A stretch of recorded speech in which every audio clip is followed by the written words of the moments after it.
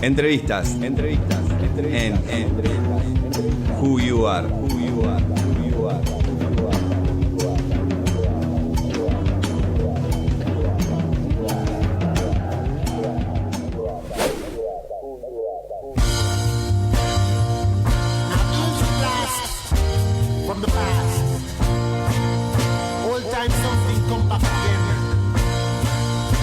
Volvemos en Who You Are, en el programa número 18. Después volvemos con la comunicación con Chejo de Mar del Plata. Ahora estamos con Sandro Barrera.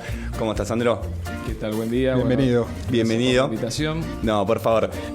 Sandro, vamos a empezar a hablar de... Sos escritor, sos librero y también periodista cultural. No sé si ahora has escrito para diarios, no sé si estás escribiendo hoy en día. Sí, es una actividad que la mantengo hace casi 20 años como actividad paralela al trabajo de librero. Sí. O sea, mi modus vivendi es Librero. librero, bueno, escritor. No es una actividad rentable, igual me siento como más cómodo en la carpa de los poetas. Sí. Si bien no hay una dicotomía entre ser escritor y ser poeta, bueno, pero sí, soy un escritor que escribe poesía. Claro. De hecho, habíamos escuchado una entrevista donde hablabas de los guetos. De los guetos, como de los poetas son más abiertos para escuchar, para leer narradores, y los narradores no tanto con los poetas. Sí, esa fue una circunstancia extraña porque le habían otorgado el premio Nobel a un poeta sueco, Transtomer, que nadie conoció, o aparentemente nadie conocía. Yo le explicaba a Rosín que en realidad en el gueto de los poetas Transtomer era conocido. Ya había sido traducido al español, su obra circulaba, marginalmente, pero circulaba. Y bueno, ahí surgió que no es una amonestación a los narradores, es una observación. Y ahí ponía a salvo a un par de narradores conocidos, que uno es Juan Forn y el otro es Guillermo Sacomano. Digamos, se puede agregar narradores como César Aira, que es un gran lector de poesía, Marcelo Cohen, pero en general hay... No sé, no es una reticencia ideológica. La poesía es como un género... ¿Es un tema de formatos? ¿Qué es lo que los aleja? Yo creo que la poesía, a partir de las vanguardias, produce una ruptura que la aleja de cierta concepción clásica o comunicativa, y se constituye con códigos muy, muy particulares. Yo siempre pongo el ejemplo, yo que no escucho ópera o que no frecuento la ópera, me pueden gustar algunas áreas, o sea, lo que en general ocurre con la gente que no escucha ópera. Claro. Creo que tiene un lenguaje muy codificado que si uno no lo conoce y difícilmente pueda disfrutar. Con la poesía, sobre todo en el último siglo y medio, pasa un poco eso. En la narrativa, salvo experiencias muy extremas, en general hay una historia que se está contando y el lector entra. Parecería ser como que, dependiendo de quién esté leyendo, como más difícil de asimilar, ¿no? Digo, para ponerlo en términos más comunes. Como, por momentos la poesía parece más difícil de digerir, ¿no? De asimilar, como esta cosa de estructura, formato. Diferente a lo clásico. Sí, te aleja de esto del relato capaz convencional. Sí, una narración... De pronto en 2 frases metió al lector adentro de la historia. Claro. Y después, bueno, hay estilos que te pueden gustar más o menos, hay destrezas o no en el narrador, pero el hecho que te esté contando algo ya hace que un lector, y hablo de lectores buenos, conozco muchos lectores buenos que no se acercan a la poesía y dicen no entro, no la entiendo, no me dice nada. Y muchas veces también tienen razón, a veces también. Es verdad. No, y igual a vos te gusta jugar con esto de la estructura, por lo poco que pude ver. En el caso de la escritura de la poesía. Sí. En el caso... Sí, yo creo que, digamos, si uno se toma en serio el trabajo de la poesía, no puede prescindir de la forma, aun cuando la transgreda, para... Pero iba más específicamente a algo que vos mencionabas antes, que era esto de ser como vanguardista, como romper el molde, hasta incluso de la misma poesía, ¿no? Como darle una vuelta más, como ir... Sí, pero me parece que más eso... de lo mismo. Es un trabajo que creo que hacen los poetas desde los primeros que empezaron, o desde Homero para acá, La escritura es un trabajo sobre la forma. Después, digo, las historias a contar, si querés acá podemos ir de la poesía a la prosa y viceversa. No hay tantas historias para contar. En general los temas son 3, 4, digo, y siempre son los mismos porque el ser humano es siempre el mismo. Sí. O sea, ahora somos monitos con control remoto o con celular, pero digo, no hay, de la caverna a nosotros creo que no pasó tanto. Sí, de hecho la vez pasada vino un filósofo y estábamos hablando de que los grandes temas, la muerte, el amor, siguen siendo los mismos. Sí, digo, salvo que se produzca como una mutación antropológica en el ser humano, no sé qué opinan ustedes. Digo, si no ocurre eso, los temas van a seguir siendo, sí, la muerte, el sexo, el amor, mucho más de ahí no hay, digo. Después están todas las anécdotas que se estructuran alrededor de esos temas, y ahí está la pericia de los narradores para decir, bueno, te voy a contar una que parece que no la escuchaste nunca. Claro. El tema con la poesía es que puede prescindir más que la prosa, digamos, del tema. Y sobre todo en la poesía contemporánea, en la poesía de fin del 19 para acá, deliberadamente trata de prescindir del tema. Entonces, muchas veces el lector que no está avesado dice, ¿y de qué me está hablando? Claro, ¿Y todo esto qué es?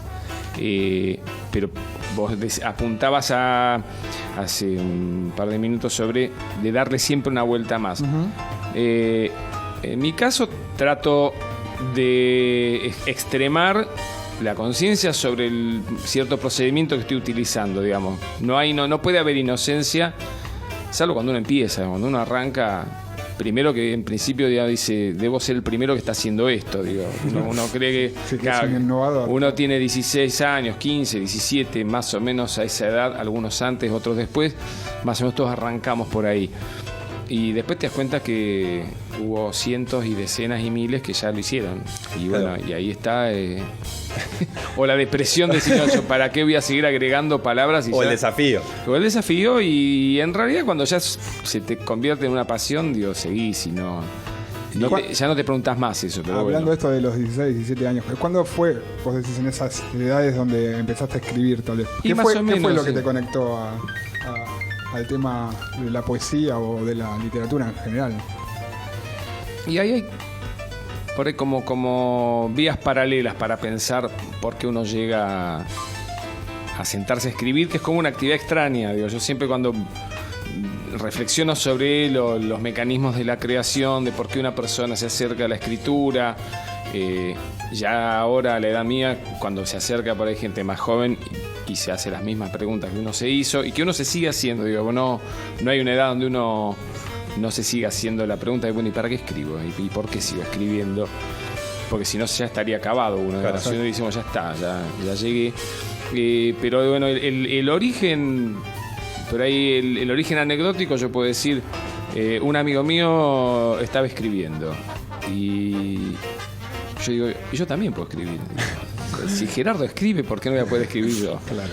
Y por ahí eso se juntó más o menos por la misma época o poco tiempo después con una gran profesora de literatura que tuve en cuarto año, que nos pone a circular textos que a mí me maravillaron y dije, bueno, acá hay algo, acá pasan cosas con esto, que fue el siglo de oro español, digo, cosas muy, muy clásicas de la literatura española, que era el programa de cuarto año. Después yo puedo decir, bueno, pero además yo tuve una abuela que me contaba muchas historias. Y ahí hay una gran narradora oral que yo puedo decir, bueno, por ahí el origen está ahí. Claro. Pero bueno, después se va amasando, después vas conociendo gente y después decís, bueno, y decís, mira, este también nace, y te juntás y estás en grupos y bueno. Vas compartiendo. El tema de, ahora mencionar, yo voy tomando lo que vas diciendo, ¿no? El tema de tu abuela. Sí. Yo también vi que el tema de la historia está bastante presente en algunos de las cosas que escribiste. Familia italiana. Sí.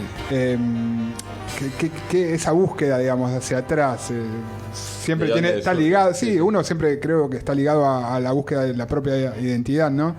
Sí. En tu caso, ¿qué es lo que te movió para estar revisando el pasado? Mira, hablas de mi último libro, que fue publicado el año pasado y que tuvo por lo menos 3 años de escritura. Eso tiene que ver con mis tiempos y mis procesos para, digamos, de que un libro empiece y finalmente yo decida soltarlo. Sí, en general pasa bastante tiempo. Con este último pasaron 3 años. Me encuentro escribiendo unos poemas sobre la guerra como tema. A partir de la lectura de una escritora que a mí me conmovió mucho, que es Agota Christoph. Es una escritora nacida en Hungría, pero toda su obra fue escrita en un francés aprendido en el exilio.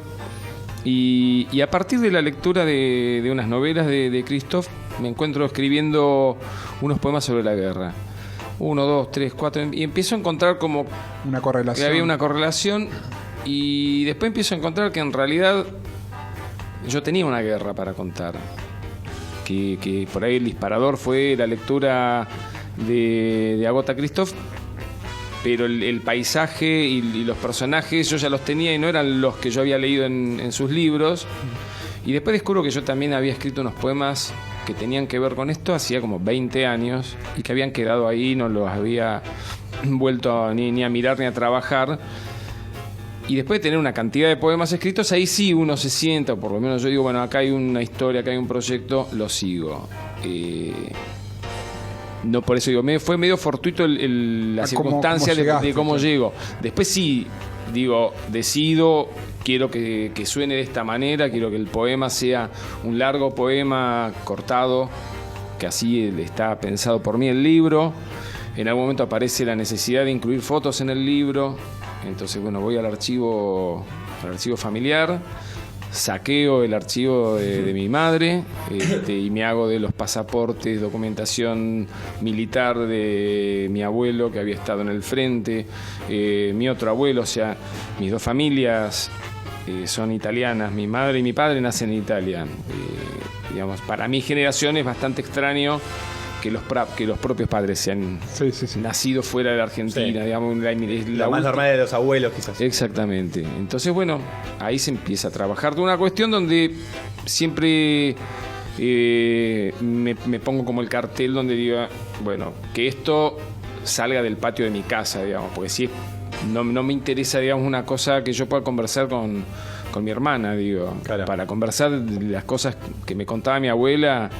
Digo, si no trasciende el patio de mi casa no le encuentro ningún valor. No sé si lo tiene el libro, digo, pero el intento fue de universalizar algo que yo viví a partir de todos estos relatos, donde también aparece mi padre durante mi infancia contándome cantidad de cosas que le pasaron a él en la guerra, bombardeos y demás. Pero bueno, es una búsqueda por ahí no melancólica del origen, digamos. Siempre trato de huir de esa idea de un pasado mejor o de museo, ¿no? La idea es, bueno, esto sucedió, puede ser dicho, la poesía puede dar cuenta de estas cosas, de los horrores de la guerra. Digo, bueno, si puede ser dicho, tratar de decirlo. Y en este libro habías dicho que el origen fue medio fortuito, estabas leyendo algo. Y en los demás libros, ¿cómo surgió cada uno de ellos? No sé cada uno, pero en general va variando la forma en que se generan, la forma cuando arrancás a escribir. Es bastante similar, digamos, tengo 4 libros publicados y después, bueno, cantidad de poemas que están ahí acumulándose, muchos van a seguir acumulándose y algunos son parte de proyectos de libros que voy armando. ¿Te tomás el trabajo de revisarlos cada tanto? Los muy viejos no, me pasó con el libro de los italianos, de recordar que yo ya empiezo a escribir un poema y digo, pues yo ya escribí algo sobre esto, tenía que ver con un billete que mi abuela me había regalado, que era un billete que habían emitido los aliados una vez que ocuparon Italia, y yo digo, pues yo escribí esto. Y ahí sí voy y reviso cosas que había escrito hacía 15 años o más, y digo, esto me lo traigo para acá y veo cómo lo inserto. Si no, la verdad que, digamos, cosas que tengo mecanografiadas, digamos, de la era anterior a la computación, sé que los tengo ahí, están, digo, pero no hago como un buceo ni una arqueología de de eso. Por ahí trabajo con un archivo un poco más corto, más de los últimos 3-4 años. Ok. Pero en lo que me decías de cómo surgen los libros, una vez que surge, mis 4 libros publicados tienen una unidad, digamos, no son poemas sueltos, independientes unos de otros. Empiezan, pero yo digo, esto se me armó así. Después digo, juego con eso que a mí me sale naturalmente, que tengo 3-4 poemas y puedo armar una unidad hacia adelante. Y con mis libros anteriores me pasó así. El libro anterior a Los Italianos se llama Los pájaros, son poemas en prosa. Y bueno, me pasó que me empiezo a escribir y tengo una tira de 10, 12 textos, todos sobre pájaros ficticios, digo, o sea, pájaros inventados. Y dije, bueno, vamos con esto. Claro. Vamos con esto. Y fue un libro que se escribió muy rápido, porque llegué a escribir unos 70 poemas en muy poco tiempo. Y después el libro descansó por lo menos 2 años o más, hasta que volví, seleccioné ya muchos pájaros, dije, ustedes no tienen nada que hacer acá. Me quedaron unos 40 poemas. Es difícil esa parte, ¿no? De decir qué queda y qué no. Sí. Es lo mismo que hablamos muchas veces cuando vienen músicos, de cuándo soltás lo que estás haciendo. Porque supongo que si no, la revisión podría ser toda tu vida. Y puede nunca ser mostrar infinita, nada. sí. Pero ahí tiene mucho que ver el temperamento del que escribe. Sí. A mí me cuesta mucho soltar y decir, bueno, ya está. Ya no va. Claro, estás hablando de procesos de 3 años, de Sí, dejarlo repasar y después volver a ver. Son muy largos. Pero a mí me sirvió, para el libro anterior, para el de Los Italianos, me sirvió mucho lo que me dijo una poeta amiga. Me dice, largalo ahora que está joven. Porque después Se vicia. sí.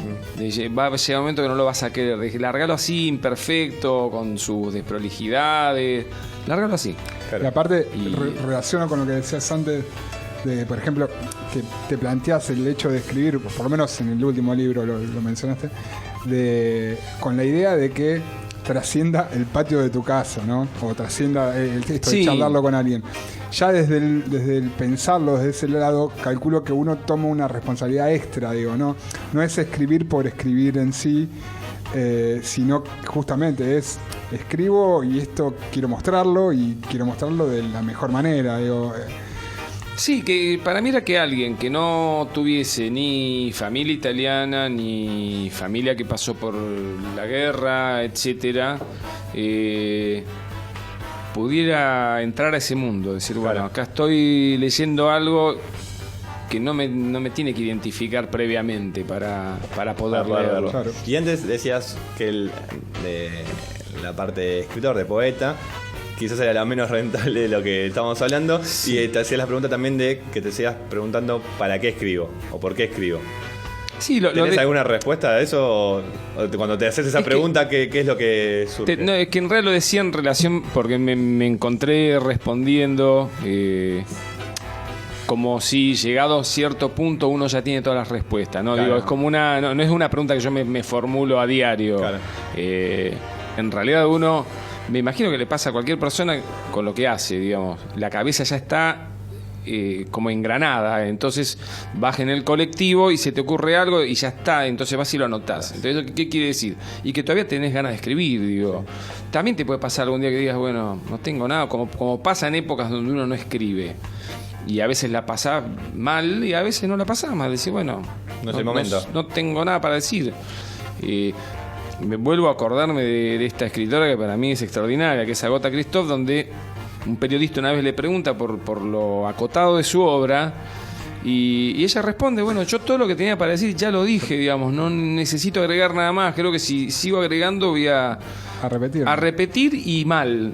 Claro. Como sentía que iba a haber una degradación de eso que ya había dicho. Hay escritores maravillosos y prolíficos y bueno, son benditos para mí, digo, pero cuando uno no tiene mucho más para decir, bueno, no dice. Y si no te pasa esto, estás en el colectivo, se te ocurren cosas, anotás y bueno, cuando te vas a entrar a trabajar, seguís Ya tenés teniendo negocio. así como motivos, herramientas, cosas que te siguen pasando. ¿Cómo te llevas con el tema de los formatos? después podemos hablar también del lado librero, probablemente haya muchos cambios en la industria en general. Pero hablo más puntualmente de esto de que vos hace un ratito mencionabas, de por ejemplo incluir imágenes, como dándole un soporte extra, digamos, a lo que vos estás narrando. O cuando tal vez también escuché en alguna entrevista que decías, hay veces que las palabras se acaban un poco esto de no hay más que decir, o pierde el sentido lo que puedas llegar a poner en palabras, y necesitas otro tipo de, o nada, o otro tipo de soporte, como otro o lenguaje que pueda comunicar eso que a través de la palabra no podés. Sí, en el caso de las fotos que tiene el libro de los italianos, tuve que pelearme mucho conmigo para decir sí, las voy a incluir.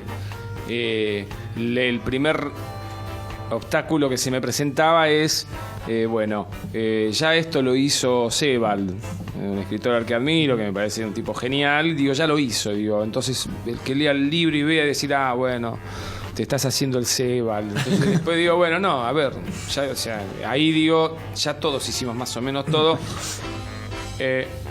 Necesito que la foto no venga a ilustrar el poema, o por lo menos después siempre está el tema del resultado, decir, bueno, no sé si se logró o no, pero en principio la apuesta era que la foto era parte del texto, no que agregue otra cosa al texto, pero como si el texto siguiese hablando. Claro. No que la foto viene a decir, bueno, ¿ves lo que te estoy diciendo? Bueno, es esto. Claro. No una didáctica de la imagen, donde la imagen viene a enseñar algo o a ilustrar lo que ya fue dicho, sino, bueno, ahí donde la palabra terminaba, bueno, seguía la imagen como otra forma de seguir diciendo eso que estaba en el poema, pero no por falta del poema, no porque la palabra no alcanzara, sino porque era una visibilidad que a mí en algún momento se me hizo presente. Empezaba a ver que determinados textos requerían de una imagen, porque no es que todos los poemas o todas las fracciones de poemas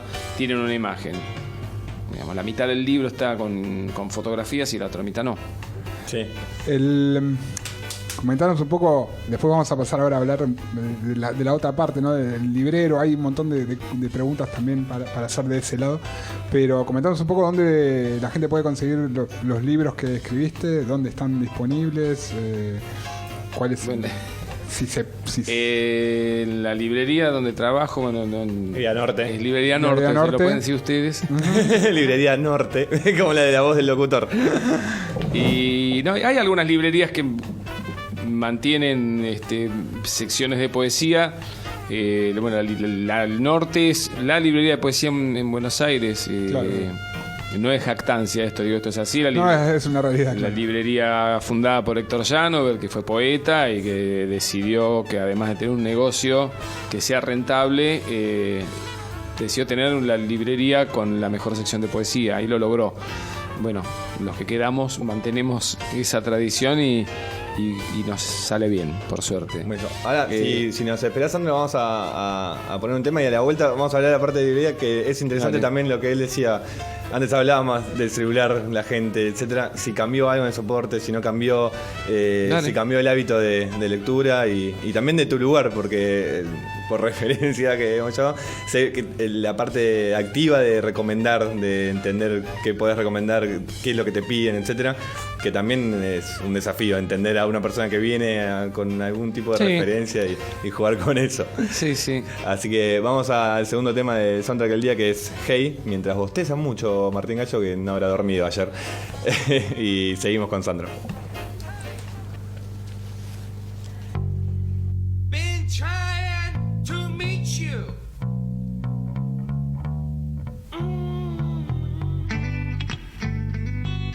Hey, must be a devil between us, or whores in my head, whores at the door, whore in my bed.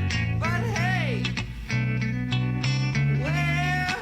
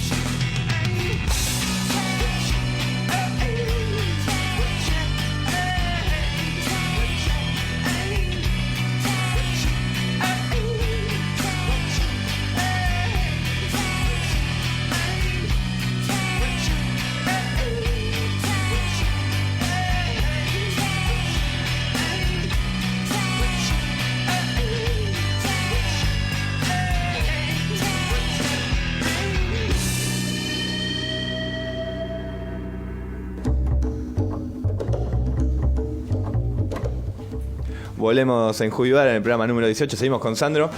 Y estamos hablando fuera del aire de música, de otras cosas. Sí, de arte en Y vamos a general dejar y el micrófono abierto. Sí, y lo deberíamos. De esto de que estamos hablando de cómo se traduce siempre el arte hoy en un bien consumible, ¿no? Digamos, Sí. lo que estamos hablando hace un ratito. Y Sandro nos comentaba de lo difícil que para él veía el tema de, por ejemplo, los músicos de los grupos cuando tienen que manejar un proyecto donde ya Grupal. integran, claro, más Colectivo. personas y tomar decisiones. Igual vos el sentido sea el mismo. has formado parte de unos ensayos para que supongo que escribían varios. Lo tengo anotado, mira. Es una investigación que parezco hizo- Susana Jiménez en este momento. Una investigación a fondo. No, dificultades de la poesía que son ensayos y que han escrito más de uno. Si bien eso es grupal, también quizás es el aporte es individual y se une. Sí, es diferente. en realidad el antólogo o la persona que convocó, que es un poeta, Santiago Silvester, ese que tuvo que tomarse el trabajo de decidir a qué poetas convocaba y hacerlos cumplir el plazo, que es muy Claro. difícil hacerle cumplir el plazo a un poeta. Vos mismo. Vos dijiste, no, mira, estos 3 años te lo dejo acá. Exactamente. Y cuando es un encargo, a mí me gustó mucho participar de ese volumen colectivo porque me obligó a pensar cosas que de pronto en artículos o reseñas que escribo para los diarios que me tocó escribir, las he trabajado, pero acá, digamos, desde la premisa de qué es la dificultad en la poesía o qué dificultades propone la poesía, me encontré pensando cuestiones técnicas del trabajo de escribir que me sirvieron como para analizar cosas que venía pensando. Sí, no hay problema, en vivo estamos con él. Y ahora se me acaba de ocurrir, justo le habíamos mencionado a Sandro que hace unos programas atrás había pasado Mariana Krug por aquí, y recuerdo que una de las preguntas que le hacíamos era si era la parte de escribir, obviamente la tenía incorporada, pero después hay una parte también bastante De la visión del otro. fuerte, no solo de la visión del otro y de compartirlo y de ver cuál es la devolución, sino también el hecho de tener que a ese texto, de alguna manera, eso que escribís, ponerle el cuerpo tal vez a la hora de Presentarlo, una presentación del libro. Más de una vez te ha pasado de tener que decir, bueno, a ver, queremos que leas algo de lo tuyo. ¿Cómo ves eso de cuando tenés que poner el cuerpo a lo que hiciste? No, la lectura en público es como una experiencia interesante, que está buena, muchas veces incluso para como ejercicio de corrección de los textos. Más que sentarse a leer, que a veces sucede, digamos, uno ya tiene un libro recién publicado y uno de pronto quiere leer eso cuando uno lo invitan a una lectura pública, pero a mí lo que más me gustó fue las veces que leí textos que yo estaba escribiendo y los ponía al aire, y no solo por la reacción que pueda tener en los eventuales oyentes, sino como a mí me sonaba escuchar esos textos. Es interesante. Afortunadamente o no lo sé, hay muchos ciclos de poesía en este momento en la ciudad, digamos, por lo menos en los últimos 10, 15 años. Fue una actividad que se intensificó muchísimo y se produce a veces la paradoja de que el mismo día hay 4 o 5 a los que uno podría ir si tuviese el tiempo, y no podría ir porque se superponen los horarios, las dos cosas. Pero son espacios interesantes de circulación donde además está esto de la poesía volviendo a ser una instancia de la oralidad, digamos, es decir, la poesía empezó como canto, y está bueno que se recupere ese espacio de oralidad, digamos, que no es solo un texto para ser leído hacia uno mismo en la soledad de... Sí, escrito y leído siempre como Sí. personas, sino a un nivel también grupal, digamos, porque también la sensación es otra cosa. Sí. ¿Alguna vez intentaste justamente traspasar y ir hacia la música? Algún ¿Tuviste ciclo... No, intento personal, digo, de esto de como justamente poner... Sí, y muy ligado a a la librería, si se quiere, digamos, o la librería como espacio que facilitó esta instancia, porque bueno, se organizan algunos eventos y movidas y lecturas en la librería, y ahí aprovechamos con alguna gente que trabaja conmigo, que es muy talentosa y que vienen de la música, y armamos así básicamente para divertirnos un par de circunstancias donde era la música y la poesía juntas, digamos, no eran canciones, pero sí yo me autoencargué escribir unos textos muy largos que eran acompañados por música. Y la experiencia estaba muy buena. Sí. Nos divertimos mucho y además el resultado creo que era bastante bien. bueno. Claro, Sí. sí. Y el tema de la industria, porque estábamos hablando hace un ratito nomás, que al igual que en la música, la otra vez hablando con gente con músicos, nos comentaban cómo se democratizó la industria musical. Hay mucha más difusión, hay más artistas, Es más hay fácil menos también. consumos por artista. En cuanto a la industria de los libros, ¿es similar? ¿Está pasando algo parecido? Sí, yo veo que son como experiencias similares que tienen que ver con la facilidad, el acceso a los medios de producir ese bien cultural, digamos, Sí. llámese el disco o el libro. Digo, la autogestión, tanto en la música como en el libro, funciona, y en el caso del libro han proliferado proyectos editoriales independientes que uno dice, bueno, ¿y cuáles son después los lugares de circulación? De pronto uno no va a ver esos libros en las grandes superficies, en las cadenas de librerías, pero en librerías especializadas, digo, no solamente en Norte, en otras librerías también, y después en los espacios estos de lectura, centros Están. culturales, hay ferias del libro independiente. Entonces dice, bueno, está muy bien, digo, porque por un lado está la hegemonía de los grupos concentrados de las editoriales, donde como me gusta a mí hacer el chiste, lo voy a aprovecho y lo hago. Sí, seguro. Es el comunismo, el fin del capitalismo es el comunismo, donde todo va a ser de uno solo, pero de una empresa, digamos. Entonces uno dice, ahora se fusionaron el grupo Prisa con Random House y Penguin, y son operaciones multimillonarias donde se terminan concentrando 50 sellos editoriales. Digo, bueno, a esa concentración la lógica del pequeño proyecto es la proliferación, digamos. Claro. Y se multiplican y bienvenidos sean.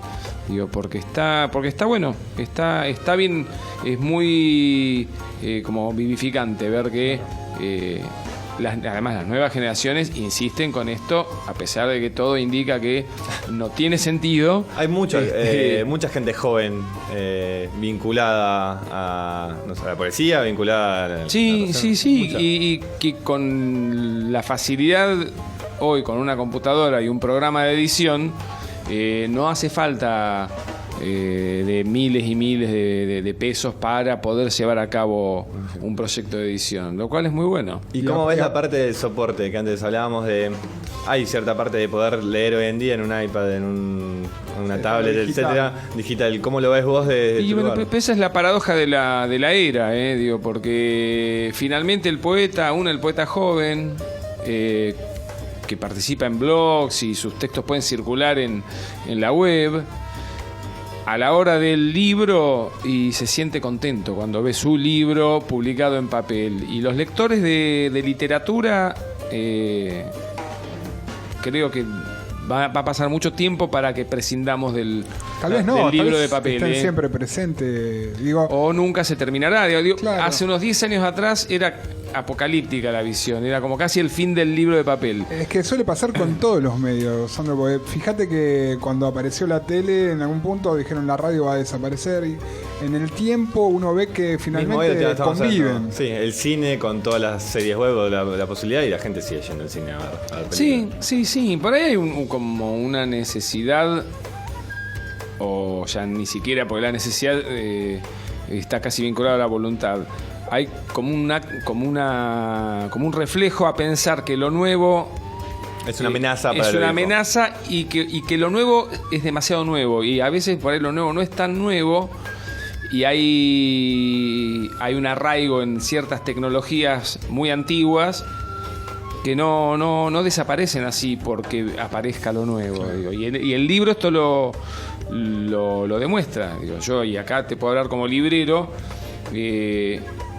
hay muchos lectores jóvenes que son nacidos en la era digital que quieren el libro, Dicen, no, yo no puedo leer Digital, pantalla, no les interesa el ebook. Digo, no, yo quiero el libro.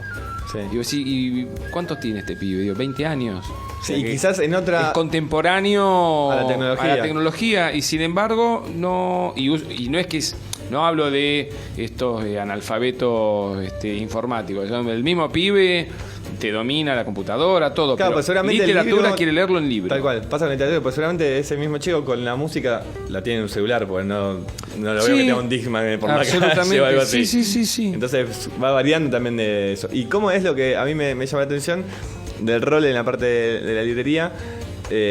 O si te gusta, a mí me parece, lo veo de mi lugar y debe ser entretenido acercarse a la gente y recomendar de tu lugar, de tu gusto, también ponerte en el lugar, ese juego de me pongo en el lugar del otro, lo que me está pidiendo, ver qué recomiendo. ¿Lo disfrutás Sí, ese trabajo? Sí.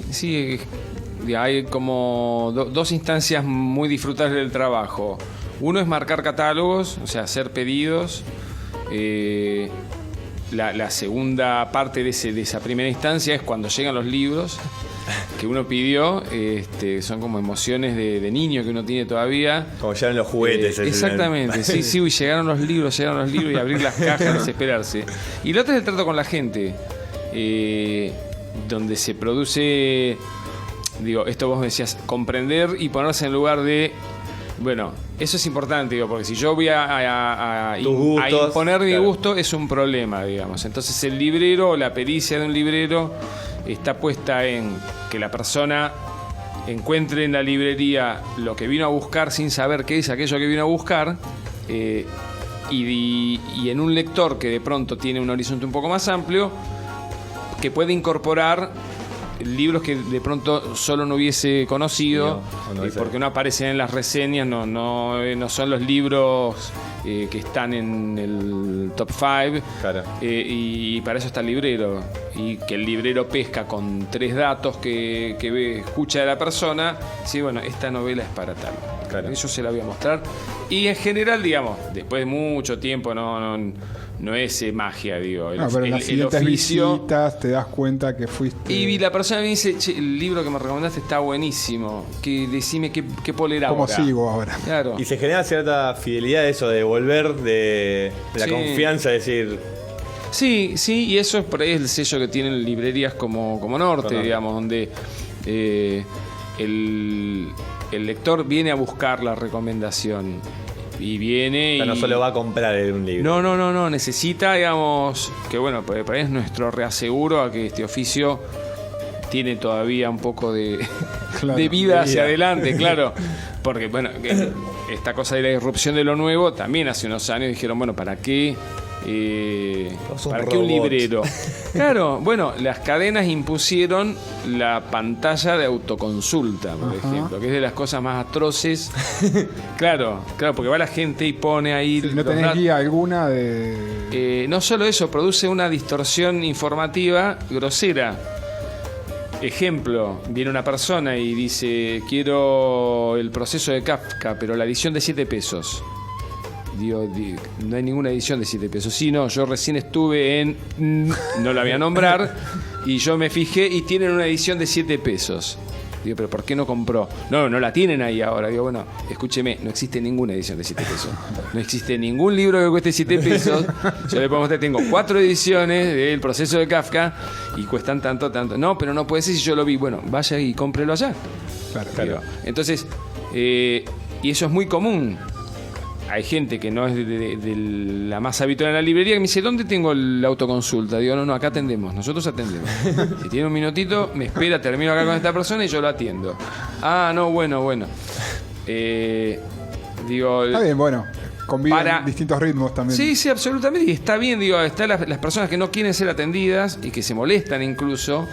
Si Sí, estás uno consultando.